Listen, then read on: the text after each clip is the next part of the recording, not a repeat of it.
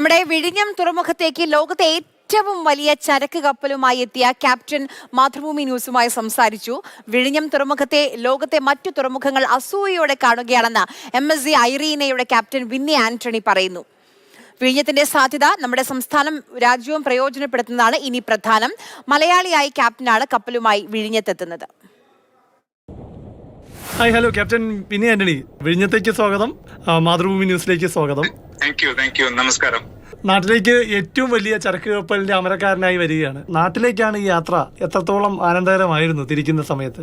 ഞാൻ വളരെ സന്തോഷവാനാണ്. ഇങ്ങനെ ഒരു അവസരം എനിക്ക് കിട്ടിയതിൽ ഞാൻ അഭിമാനം കൊള്ളുന്നു. ദൈവാനുഗ്രഹം, കുടുംബത്തിന്റെയും സുഹൃത്തുക്കളുടെയും ഒക്കെ പ്രാർത്ഥന, വളരെയധികം സന്തോഷം. ഇന്ത്യയിലെ ഒരു തുറമുഖത്ത് ആദ്യമായിട്ടാണോ ഇത്രയും വലിയൊരു കപ്പലുമായി വരുന്നത്, MSC ഐറീനയായിട്ട് വരുന്നത്? ഞാൻ ആദ്യമായിട്ടാണ് വിഴിഞ്ഞം തുറമുഖത്തേക്ക് വരുന്നത്. ഇന്ത്യയിൽ വേറെ പോർട്ടുകളിൽ ഞാൻ പോയിട്ടുണ്ട്. ഇവിടെ ഇപ്പോഴത്തെ ഈ പ്രത്യേകത എന്താണെന്ന് വെച്ചാൽ, ഇത് കണ്ടെയ്നർ കപ്പലുകളുടെ ശൃംഖലയിൽ ആദ്യമായിട്ട് ഇറങ്ങിയ ഷിപ്പാണ് MSC ഐറീന. പല താരതമ്യങ്ങളും നടത്തുന്നുണ്ട്. ഇത്ര കൂറ്റൻ കെട്ടിടത്തിന്റെ ഉയരമാണ്, ഇതിൽ ഇത്ര കയറുന്നുള്ളതൊക്കെയാണ്. പൊല്യൂഷൻ ഒന്നും ഇല്ലാതിരിക്കുന്നതിന് വേണ്ടി രീതിയിലുള്ള എക്യുപ്മെന്റ്സും മെഷീനറീസും ഒക്കെ സജ്ജമാക്കിയിരിക്കുന്ന മോഡേൺ മെഷീനറീസും എക്യുപ്മെന്റും ഒക്കെ ഉള്ള ഒരു ഷിപ്പാണ്. അപ്പോ ആ ഒരു കാറ്റഗറിയിലും ഇത് ഒന്നാം സ്ഥാനത്താണ് നിൽക്കുന്നത്. ആ ഒരു രീതിയിൽ വെച്ച് നോക്കുമ്പോൾ അതും എന്റെ ആദ്യമായിട്ടുള്ള സ്വന്തം മണ്ണിലേക്കുള്ള വരവില് അതിനെ കൊണ്ടുവരാൻ കഴിഞ്ഞതിലും വളരെ സന്തോഷവാനാണ്. ഈ നാട്ടിൽ ക്യാപ്റ്റന്റെ സ്വദേശം എവിടെയാണ്? ഞാൻ നാട്ടില് തൃശ്ശൂരാണ് എന്റെ സ്വദേശം. പുറനാട്ടുകാരാണ് സ്ഥലം. പിന്നെ എന്റെ വൈഫ് ഹിൽഡ തൃശ്ശൂരിൽ തന്നെയാണ്.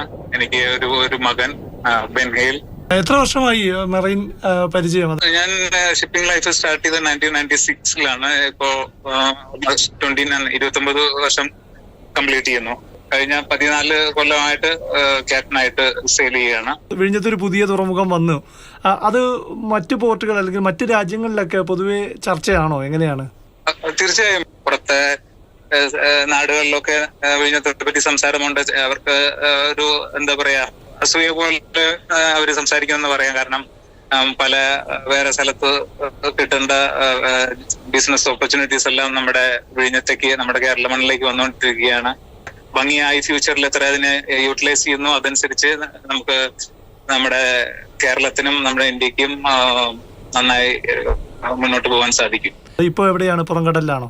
അതെ, ഞങ്ങള് വരുന്നത് ചൈന, കൊറിയ ഒക്കെ പോയി സിംഗപ്പൂരിൽ നിന്ന് കഴിഞ്ഞ് ലാസ്റ്റ് പോർട്ട് സിംഗപ്പൂർ ആയിരുന്നു. ഇപ്പൊ വിഴിഞ്ഞത്തേക്ക് വന്നിരിക്കുകയാണ്. ഇപ്പൊ വിഴിഞ്ഞത്ത് ഔട്ടർ പോർട്ട് ലിമിറ്റ്സിൽ ഞങ്ങള് വെയിറ്റ് ചെയ്യാണ് ബെർത്തിങ്ങിന് വേണ്ടിയിട്ട്.